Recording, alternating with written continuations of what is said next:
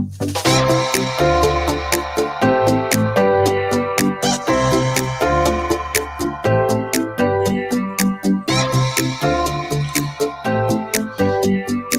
you're tuning in, watching this on the replay, this is the Dinko Gridiron Show. Each and every Wednesday, live at noon. And then Grayson, starting Saturday the 26th, will be live again at noon on Saturdays. So 2 shows coming to you this season. 9 area high schools. Today, we'll have both Coach Brian Basil from the Flower Mound Jaguars, as well as new head coach Rodney Webb of the Denton Guyer Wildcats, scheduled to join us live on the noon hour. So stay tuned, share this out, comment. We always like to hear from you. And if we don't answer your questions or see your comments during the show, we'll answer them throughout the week. So whether you're watching this on YouTube, Facebook, Twitter, we're glad you're here. And over there on Instagram, we're coming on to you on Instagram 4 live feeds today. Who's ready for some football? Almost live here on Instagram.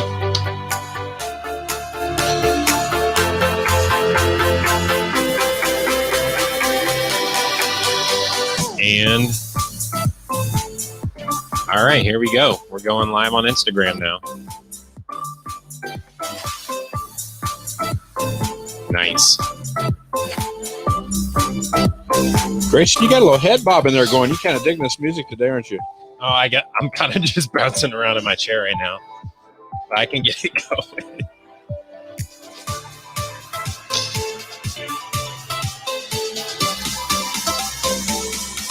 Again, we always strive to start right at noon. We're cognizant of your time. And so glad you can join us here today. Big show as we get closer and closer to Texas 5A and 6A football. Argyle 4A they've been just rolling right along. And we'll start at the top of the show with Argyle recap as they continue to play some great football. We always like to hear from you. Let us know the audio, if that music's too loud, if you can still hear us. Always tweaking things. And on the Instagram feed, we're going to have all the audio feeding into the Instagram Live hopefully next week, Grayson. Grayson's done a little research, and we think we have that part figured out. My computer was not plugged in, and that was going to be a problem about 25% of the way into the show. Yeah. You'd think I'd be more prepared than this. No. Here I am. All right. Plugging in. Well, yeah. No, you're absolutely. So I actually did figure out. It's honestly a pretty simple thing on what we got to do to get that audio figured out. I wish I had figured it out sooner, but we're going to hopefully have that going next week. So that way people who stream on Instagram, you can actually hear the music and the audio that'll be coming from our microphones and any interviews that we'll be doing or anything like that. So, yeah, I've got the graphic up. Both Coach Brian Basil of the Flower Mound Jaguars is scheduled to join us here shortly. And the new Denton Guyer head coach, Rodney Webb, as well. So we got another action-packed show, Grayson. Been really digging these interviews. Yeah, always good talking to these coaches. And throughout the season, we'll try to have at least one coach on or even some players on Saturdays. And it should be very entertaining and very interesting all season long. I've been getting a lot of love on these graphics, too. I'm trying to keep the game up on them, but I like how this one turned out. It's pretty nice. I've got it up right now, man. It looks great. Hopefully, once the season starts, maybe if we talk to the right people, we can get highlights of some of the games maybe to show to the people if we are able to make that happen as well. Yeah, it's going to be an interesting season. I mean, everybody's doing their best, but you know, it's always good to stay optimistic. And, we're actually going to have a production meeting right after this. Quincy Horde be with us again this season. He was with the Dinko Gridiron Show last season, and I believe he's going to be covering the Argyle La Vega game this Friday night. So man, I know he's excited to get back on the field, and it's going to be interesting. La Vega is always a tough opponent for Argyle. That's one of their rivalry games. Both teams have started off 3-0, and we'll kind of dive a little bit more into that on how that matchup is going to be looking for Argyle. But Argyle also still undefeated. The Eagles look somehow better and better every week. And yeah, well, folks, can't wait sit back. to dive into that. We're going to get things cranked up right about now.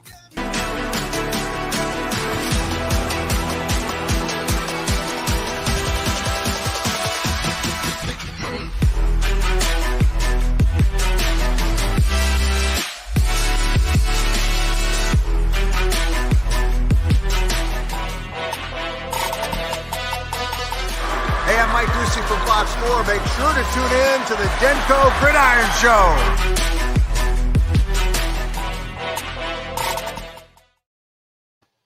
Well, Grayson, we are back, man, and thanks to each and every one of you all for tuning in. I know we got quite a few folks on here live with us, and we appreciate you carving out some time on your lunch hour. If you're here in the Texas area, it's 12 o'clock here in North Texas. We know some people join from all over the country. So, man, Grayson, show number 4, hard to believe, man. This thing just keeps rolling.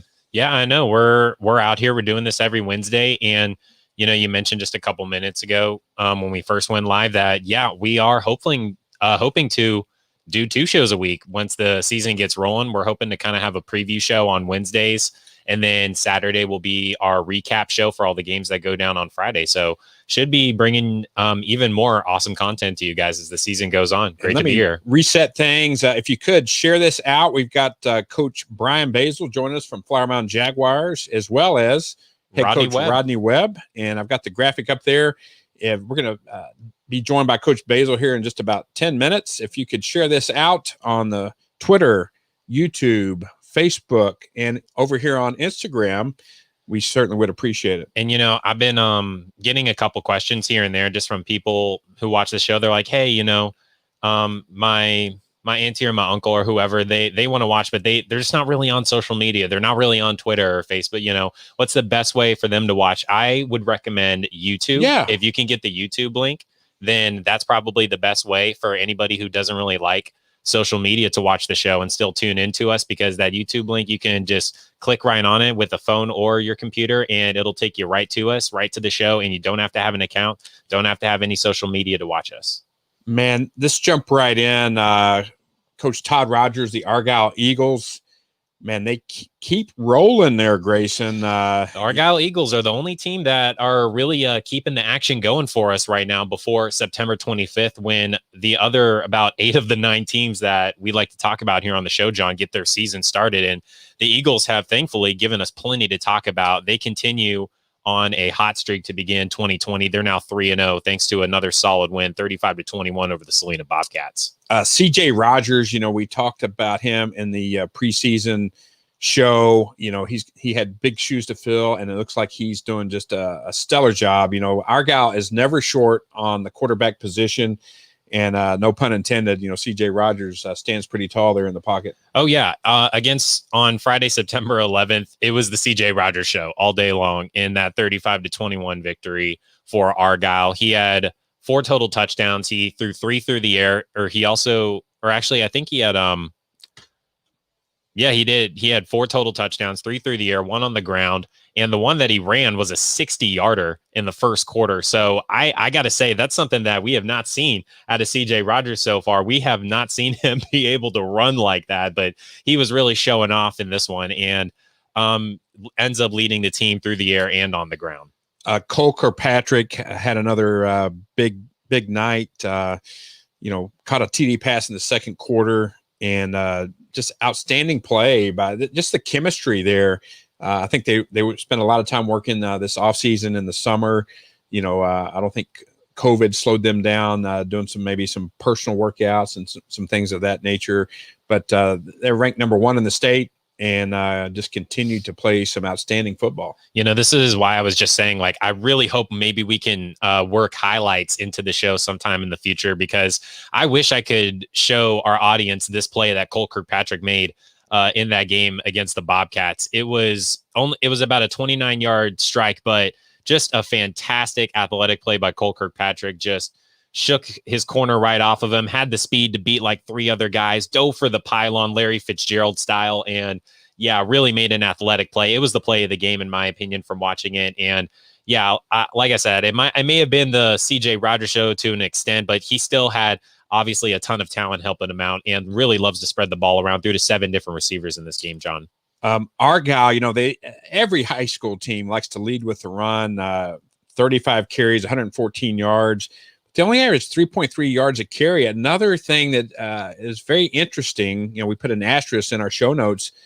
Tito Bice, the outstanding, I think he's on several preseason All-American teams, several offers already in the Division I level, had just 3 carries. And, in talking to Coach Rogers in the past, he says, man, I'm just saving him. I've seen kind of what I need to see. And I think he's still letting him mend that injury from last season, but good to see him back on the field. I guess in the past, we know that Tito Bice has been a heavy contributor to the Eagles offense, but I think that just considering his situation, considering his injury, considering that, this kid could really actually have a future at the next level in football, that just, maybe not working him too hard yet when you don't have to, especially when CJ Rogers is playing the way that he is, and you've got so much talent at receiver in your other positions, and you've got a stable of running backs to work with. It doesn't make you want to feel like you have to rush him out there. I mean, like you mentioned, you only had 3 carries for 23 yards, but if you look at that, another stat in there, that's 7.7 yards a carry. Every time he touches the ball, he's got the ability to make a play, John.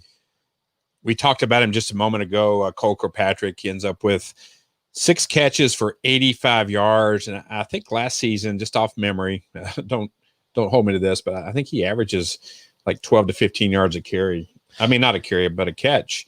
And big playmaker there for the Argyle Eagles. Yeah, in this game, that's about 13 to 14 yards per catch, 6 catches, 85 yards, and like I said, that very impressive touchdown. That if you've got the time, go ahead and YouTube the highlights for the game and check it out. It's a college level touchdown that he had in that one, even though it was his only score of the game. But 6 catches there was no other player on the team that had more than 2.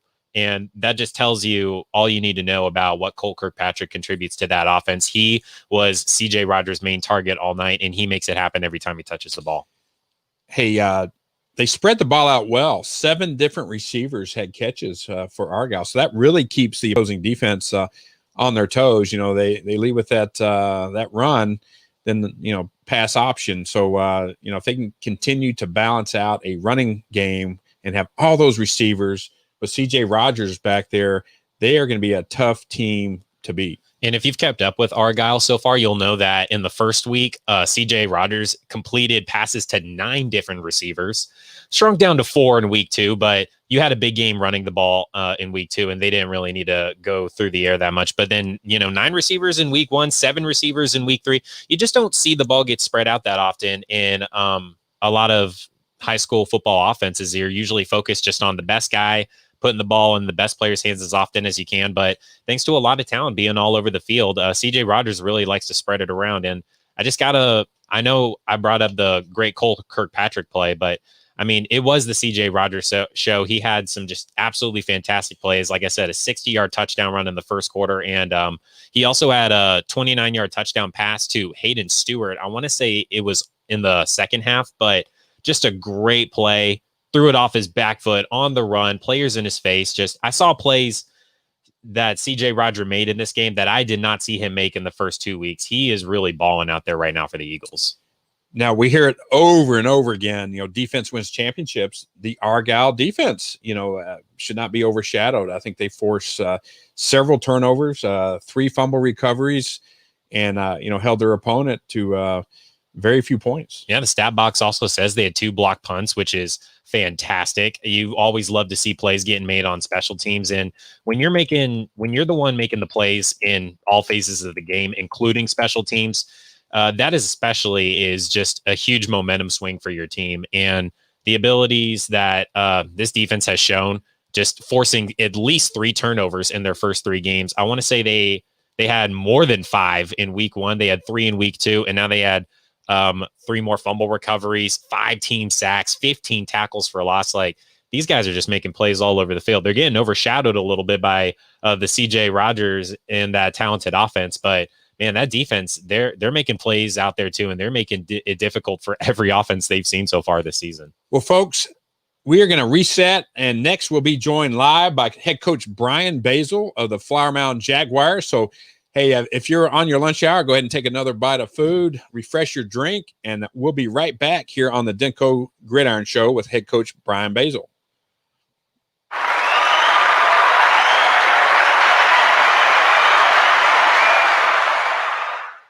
Grayson, I know you had a chance to do the Louisville Flower Mound game last year. That's one thing that we'll talk to Coach Basil about. I know that was an exciting game for you. Yeah, that was one of the more exciting calls that I've made in recent memory. I mean, especially considering it was just last season. I had a lot of great calls last season doing Louisville games. They played so many great teams. And that Flower Mound game, though, just stood out because it just came down right to the wire.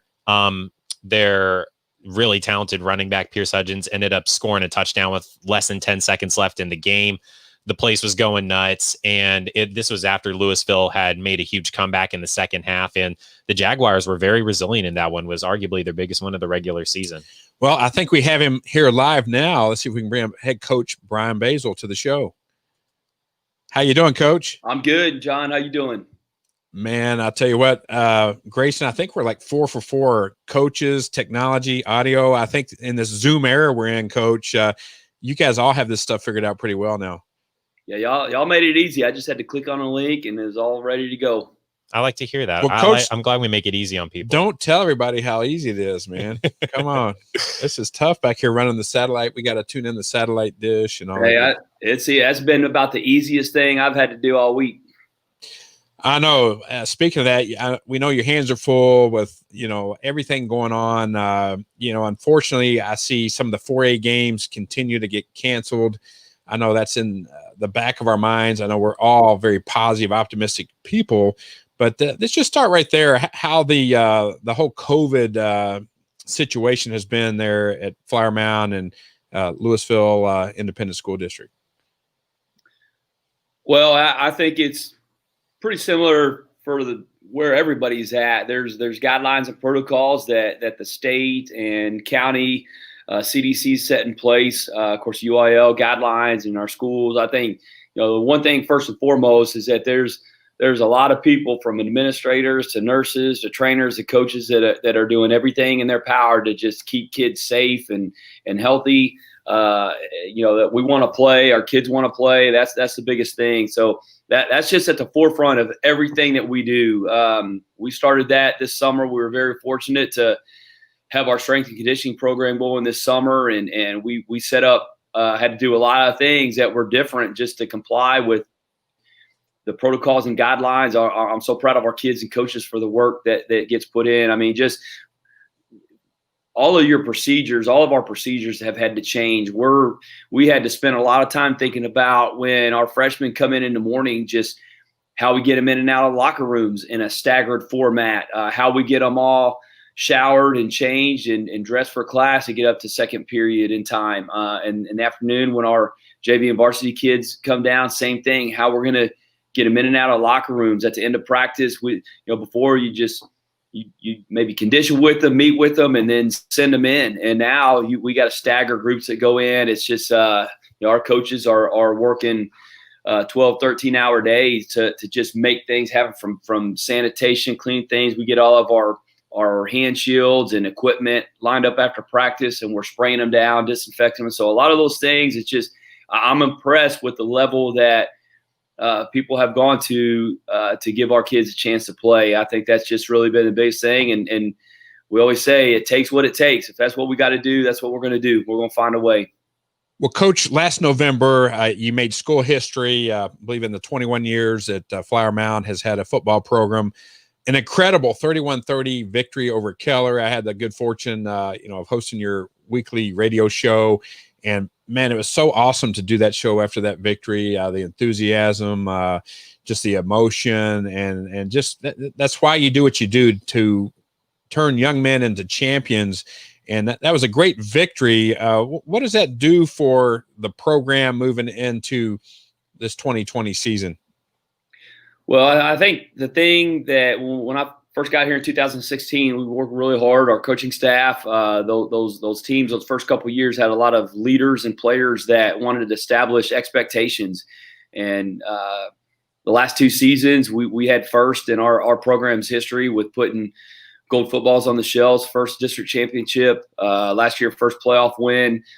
So you raise the bar in terms of those expectations. And I think now you go in and the expectations are not just to go out and play somebody close, or there's expectations of winning championships. And I think that's the thing.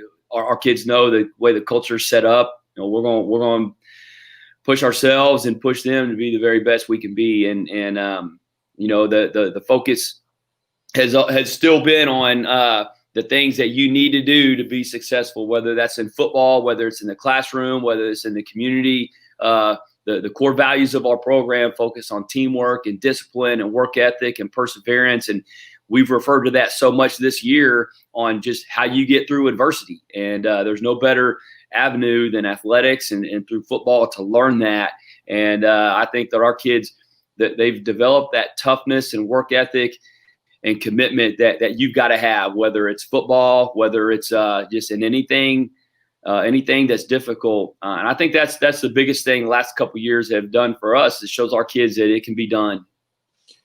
Well, Coach, hey, hats off. I think you set a record. 5 schools in the Louisville Independent School District made the playoff. So congratulations. I know Grayson's got some questions for you. Well, Coach, I obviously had the pleasure of, watching Blake Short and your team last season get that great win against Louisville. I had the pleasure of calling that game. And Blake Short obviously was just, all those values that you were just listing off. I feel like he really represented a lot of those for your program well last year, solid leader for your team. But, with him gone, that does mean that in 2020, there's now kind of an open slot at QB1. And from, what we know and from what I've read, it seems like there's a couple options for you going into this offseason and just a couple guys out there that are competing for it. What's the status update on starting quarterback for 2020 in Flower Mound?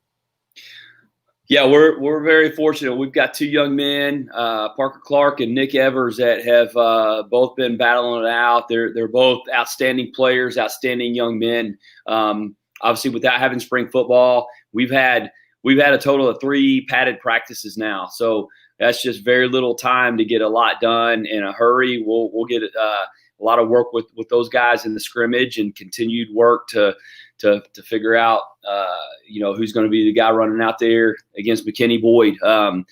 When I think about that position, we mentioned before the leaders in this program that have done a good job establishing what Flower Mound football is all about. My first 2 years here is very fortunate to have Jackson Averett, starting quarterback that first year. He was injured at the beginning of the season, his senior year, and then Blake took over as a sophomore. But Jackson really set the tone for the leadership that Blake put forth, and Blake continued to develop that and did a great job of being a good example of how you work and how you carry yourself, especially at that position, both for Nick and Parker. He was a great mentor for both of those guys, and both of those guys have really shown the leadership now that Jackson and Blake set forth. I mean, they're all different. Everybody's got their own different personalities, but just the way that they carry themselves, their poise, their patience with some of the younger guys, just the work that they put in to develop themselves. They're both team first oriented guys. They want to be their best for the Flower Mound Jaguars. So I'm proud of both of them. They are both dynamic players. They're both really good. We're extremely fortunate, and we want to let that continue to play out and let those guys get their reps regardless of how this plays out. Both those guys are really instrumental to our success this year. Well, Coach, much like Blake Short, you got a couple other holes to fill on both offense and defense. You got some great returning starters coming back.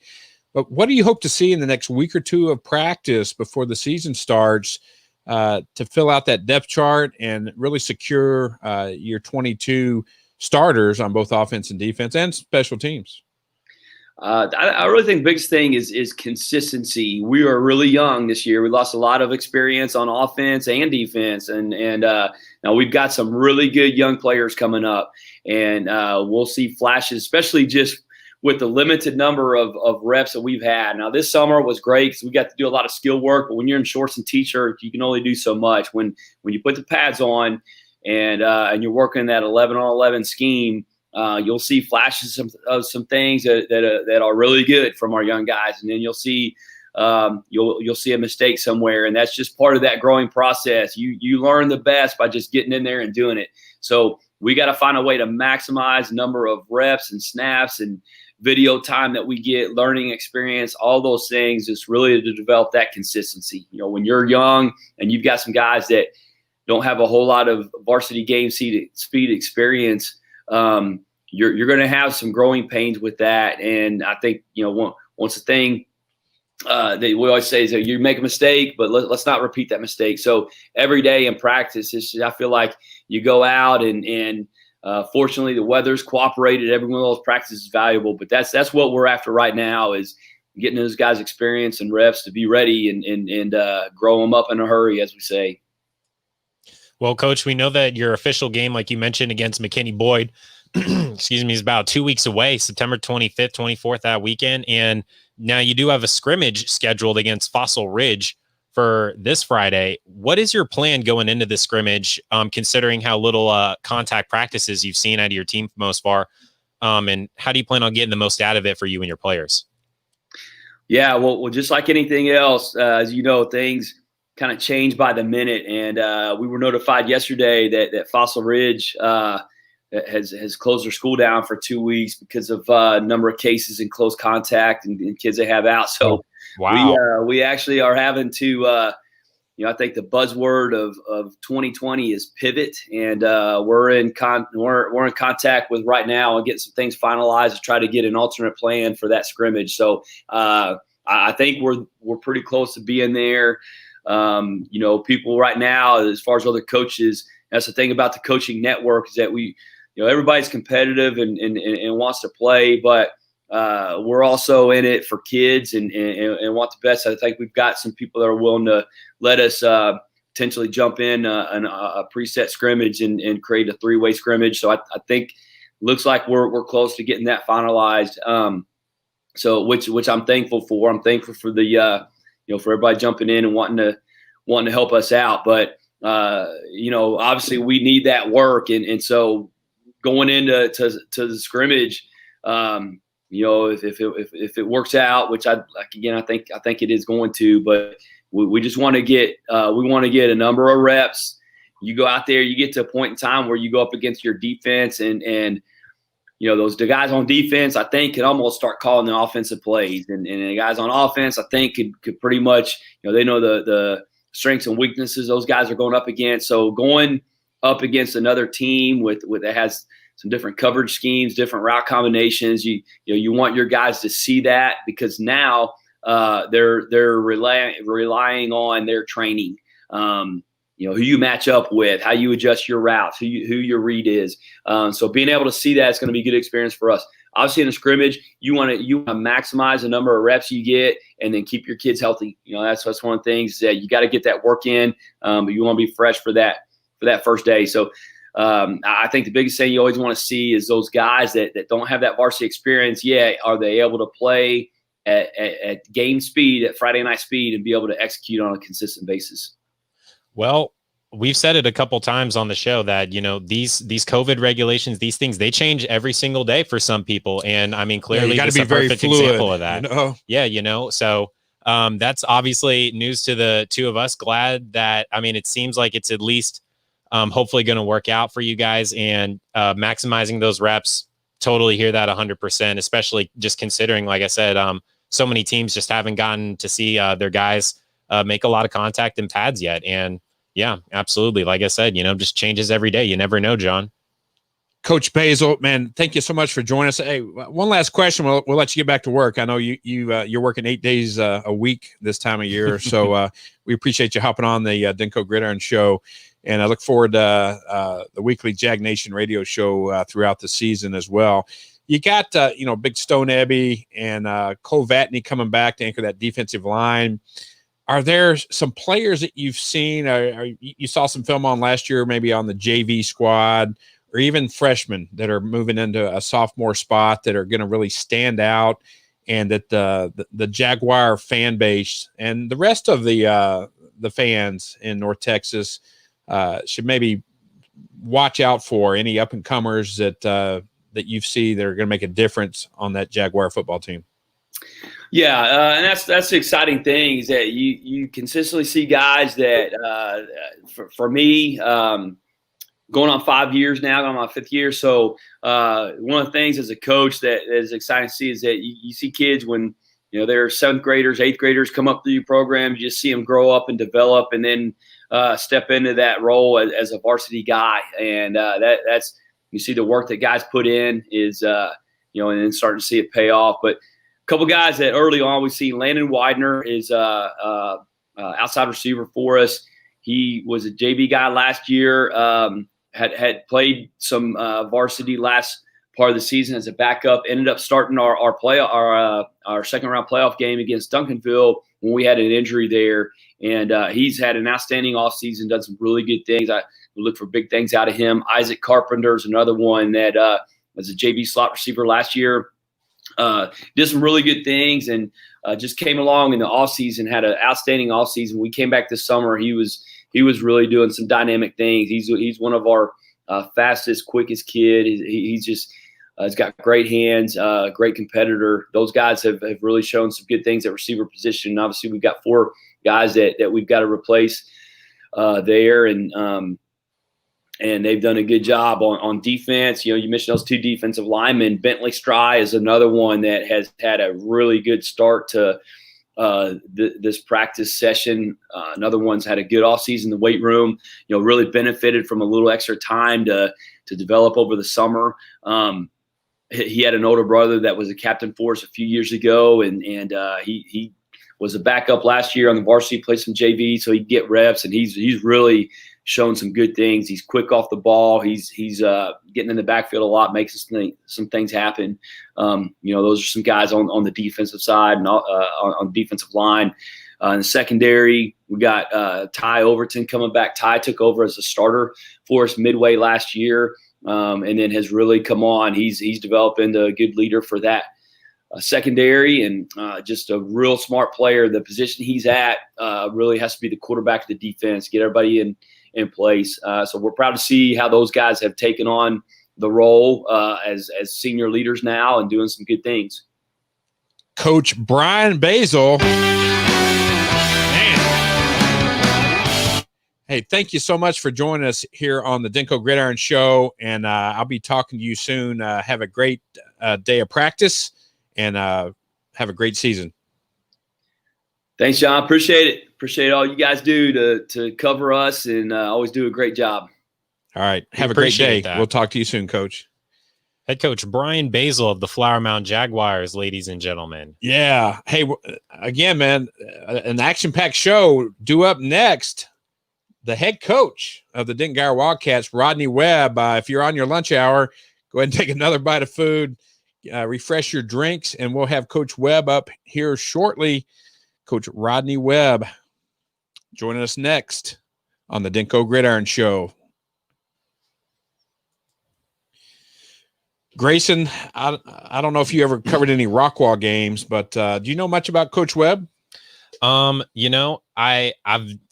been keeping track of Denton ISD football for just so many years, and it's just crazy to even think that somebody else is going to be coaching the Denton Guyer Wildcats this season. And yeah, just to answer your question, no, I honestly am not crazy familiar with Rodney Webb, and I just know that he's been in this Texas high school football ranks for a while now. Know that he did not get here out of nowhere, and that he has worked his tail off to get this position with the Wildcats. And I'm really excited to see what he's going to do with this team this season. Well, here he comes. It looks like he's coming back in through the miracle of technology. Let's see if we can bring up Coach Webb up next. Yeah, Bo Peacock. Let's see, he's on here. Thank you, Bo, for joining the show. We got Coach Webb up next. We appreciate that. We love comments. If you guys are tuning in, you got a question for Coach Webb, we might ask him just live, unscripted. Sure, absolutely. That's always makes it interesting, and makes one of the beauties of being live. And makes the coaches a little nervous too. It's always a lot of fun. See, we can be like, we're not asking the tough questions here. These are straight from the fans. All right. Coach Rodney Webb, how are you, sir? I'm good. Can you guys hear me? Yes, we can. Yep. Okay. Well, I've had some you're looking all good. I've slowly become the old guy that doesn't understand technology. Hey, I never wanted to be that guy, but it's happened. It happened slowly, and I'm not at all confident here in what I'm doing. But if you can hear me, okay, that's good. I've done something right. Yeah, we're good, Coach. And hey, before we get into the meat and potatoes of the Denton Guyer Wildcats and the upcoming season, regarding this whole Zoom thing, have you had to have some conferences with parents and stuff through Zoom and had to go through all this where normally you'd have them all at the field, or how's that been going? Yeah, so that is something I've done a lot of. The actual Zoom session, I'm pretty comfortable with that.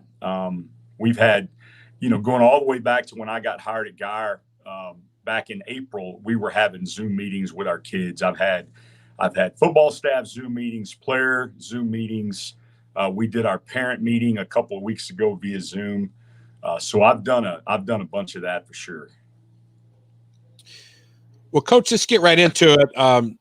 Not only was it a big transition for you, after leading the Rockwall Yellow Jackets, I think for 8 seasons, was that correct? 7. 7. Mm-hmm. 7 seasons, a great program. You make the move over, not many expected it. Coach Walsh resigns and moves down to San Marcos. You take the head job at Denton Guyer, only the second head coach to ever run that program.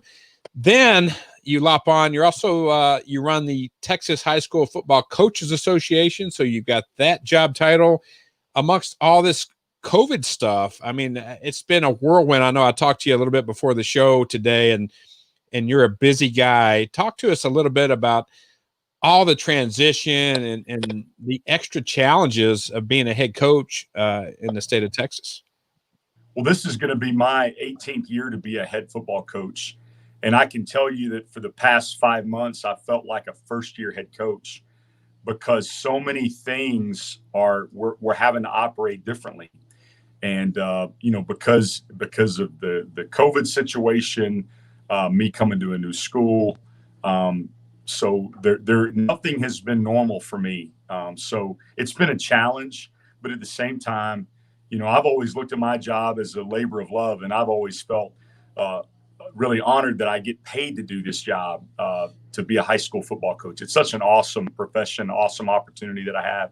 So, it's been a challenge, but at the same time, I've been excited to come to work every single day and attack whatever new normal we have confronting us that day.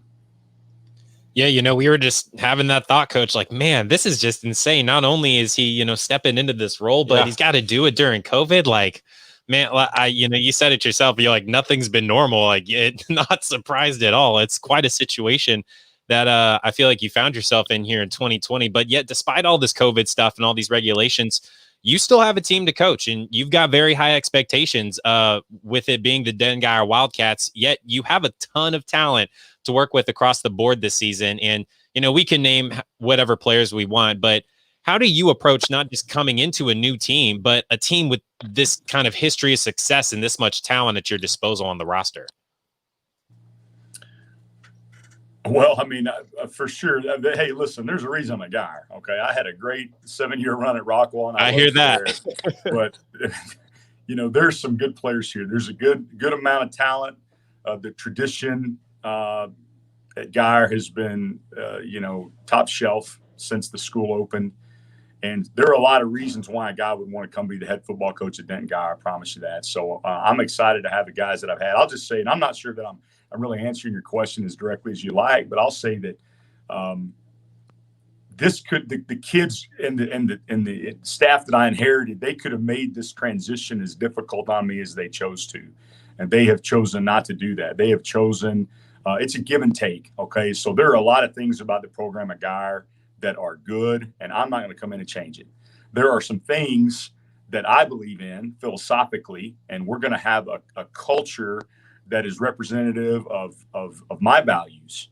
And because I'm the custodian of the program. And so there are some things that we're doing to operate a little bit differently. And so, the staff that was in place here, the kids have been 100% supportive.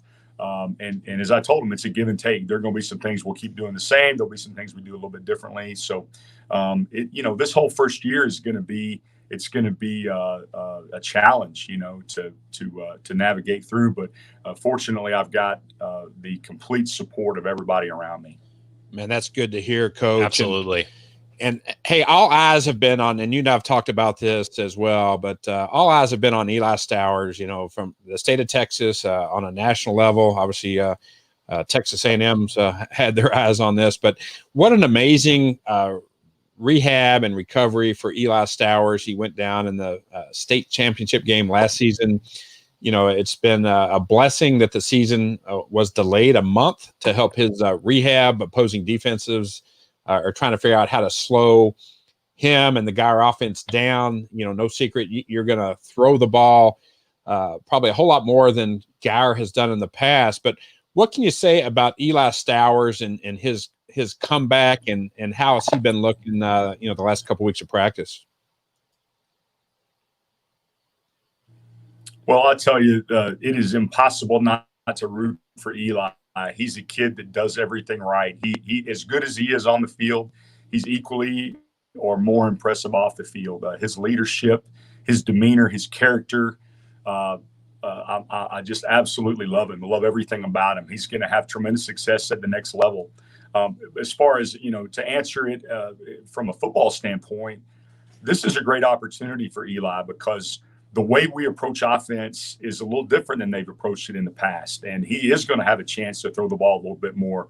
There are going to be a lot of post-snap decisions that are put in his hands. But I can tell you, he has passed every test with flying colors up to this point. The game happens very slowly for him. And that's a huge compliment to a player when things, especially for a quarterback, when things happen slowly. And he's got an unbelievable arm. He's going to have much more of an opportunity. Not that we're not going to run the ball. We're going to run the ball a lot. In fact, at heart, we're a two-back downhill power run game at heart. But we take opportunities in the RPO game, and then we're going to take a lot of play-action opportunities. And he's been able to make every throw. He has been impeccable in his decision-making and in his leadership. So I think it's going to be a great opportunity for him. I'm not sure if we had started the season on the last Friday in August that he would have been cleared to play.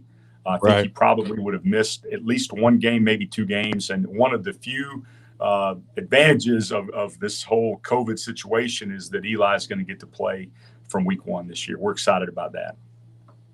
Trust me, we're excited too. And we're excited to see what he does in your offense. Yeah. Absolutely. Well, Coach, we, to continue to stress about that, you've got your first game of the season here in a couple of weeks against Hebron, a team that I had the pleasure of calling a couple games last season, and they're a talented squad. Of course, you guys are favored, but it's been a while since your team has seen competition. It's been a while since you've been on the field for a competition. What are you hoping to see out of your team and out of your coaching staff in your first game as head coach? Well, we played 4 non-district games this year, and my philosophy about non-district will never change, and that is that we want to get better each week. You can play poorly and win, and you can fool yourself into thinking you're better than you are. You can play really, really well and lose to a better team. And if that team is exposing weaknesses in non-district and they're showing you what you have to address for the games that really matter, give me that any day. Now, we want to win every game, don't get me wrong, but we want to play good competition. We want to play people that are going to make us better. And so that's when we take the field against Hebron, win or lose, we want to go out there and get better. We've got to work ourselves into game condition like everybody does the first week of the year. We're going to have little hiccups. It's the first real live action we're going to have had. But if we just go out there and compete with class and integrity, and see where we're at. And then I would hope the next week against Ryan, we're going to be better than we were against Hebron. And when we play Lake Ridge, we're going to be better than we were against Ryan. So that's the whole goal of non-district. Well, Coach, we don't want to ever get ahead, but that Ryan game, obviously when that was announced that Denton Ryan would be playing Denton Guyer, the whole town was excited. We envision, having both sides of the stands filled. Obviously, due to COVID, we're not sure how that'll shape up. But, you've got to we've talked about it over and over again, all the talent returning. You've got, I think, 3 offense and 6 defensive starters coming back. You've got guys like Gabe Blair, Knox Boyd anchoring that offensive line, running back Byron Phillips that probably would have started for most programs last season, but was in the shadows of Kadrick Cobbs, who's down now at UT San Antonio, linebacker Jordan Eubanks, Cooper Lands, a lot of talent. Deuce Harmon, the A&M commit as well. Wide receiver Grayson O'Bara, who's shown some real flashes of speed and talent. A great story, too, by the way. But who are some of the players that maybe the incumbent coaching staff didn't even recognize that were going to be playmakers this season that you're already seeing in this first week or so, 10 days of practice, that you're kind of saying, man, I need to figure out a way to work them into the offense, defense, or definitely special teams? Well, I say the first thing that would stick out to me would be the depth we have at running back. You mentioned Byron Phillips. We call him BJ Phillips, and he's going to be a junior this year, and he's a really good talent. But, Ty Aldridge is back from last year, and he played quite a bit on that state finalist team. But then we have a kid named Braylon Pegues and Ryan Fritcher that are both incoming seniors that have battled some injuries, and they've gotten stuck, back in the depth chart. But we found out through the first week and a half of practice that we've got 4 running backs that we feel like we can play that can give us really good reps. So that I would point to them first. Young sophomore named Cy Stovall. Cy is a big H-back tight end for us, and the kid is for a sophomore is huge. He's 6'3" and about 240 pounds. And he's a coach's son, so that doesn't hurt anything. Yeah. Mitch Stovall, our O-line coach, it's his kid. So being a coach's kid, he's got a real good knack for understanding the game. And so he's a guy that's really been shining for us offensively. Receiver, you mentioned Grayson. Jace Wilson has had a really good fall camp. Brody Noble's had a really good fall camp. DeMarcus Howard, all those guys at receiver. We're going to play because of the tempo that we play at. We're going to play a lot of kids at receivers. So we feel like we've got some pretty good built-in depth there. CJ Rice is another one that's given us some good time. Defensively, there's a guy that stands out to me defensively that played quite a bit last year and just doesn't get a lot of fanfare, but I think Jaden Fugit at safety. That guy's spectacular. And he doesn't get quite the press that some of the other guys have got, but I think he's had a really good camp up to this point. So those are the guys that I would say sort of stand out that maybe, you mentioned some of the Division I guys, that everybody talks about. Those are some other ones that I think will become household names. Well, Coach, it'll be a pleasure. I look forward to doing the Guyer games on the radio this year, and some exciting times ahead. So everybody, Coach Rodney Webb, and Coach, thank you so much for joining us here on the Denko Gridiron Show. I appreciate y'all having me. Rodney Webb, ladies and gentlemen, of the Denton Guyer Wildcats. Yeah, his first season right as the head coach coming up here in 2020. And we asked him a couple questions about it, John. It's just, we say that we try to compliment anybody who's having to work through all these COVID regulations, whether you're a coach or any other staff member helping any of these programs out. But that's got to be one guy who's had a tougher road going into this season than any other head coach, just considering, his situation, new team, a team like Denton Guyer during COVID, and on top of everything he does just for, Texas high school football in general. Like, man, his plate is full. Yeah, Grayson, it was so encouraging, whether you're a high school coach or a business leader taking on a new job. Man, what stood out is his comments there about how the staff there, going to a new 6A program, they've been very welcoming. And, that's never easy when you come into a new, especially after Coach Walsh has been there 15 seasons. And it's good to hear. And that's what it's all about, work together, unity. And that's the only way to really be successful.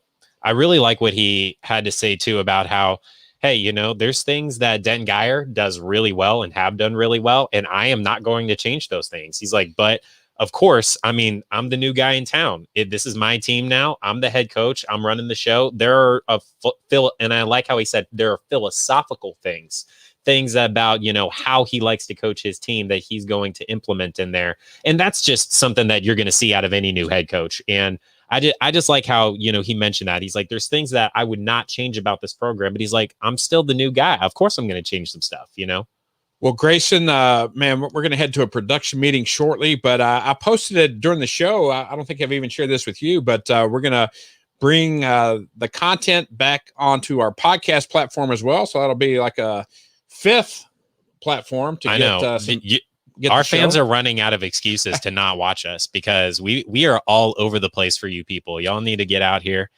Keep on tuning in to the Denko Gridiron Show. We've been on just Wednesdays, but once the season gets started in about 2 weeks, you're hopefully going to start catching us on Saturdays too. So we'll upload this audio probably later tonight or tomorrow, and we'll tweet it out, and we'll let you know when it's available on podcasts, Apple Podcasts, and Google Podcasts, wherever you get your podcasts. And man, we're excited for the season to get here for the 5A, 6A. And Argyle has Waco La Vega this Friday night, and our very own Quincy Horde plans on being there to cover it. So this is the Denko Gridiron Show for John Piper, Grayson Nolette. We'll see you on the next one. Thank you, guys.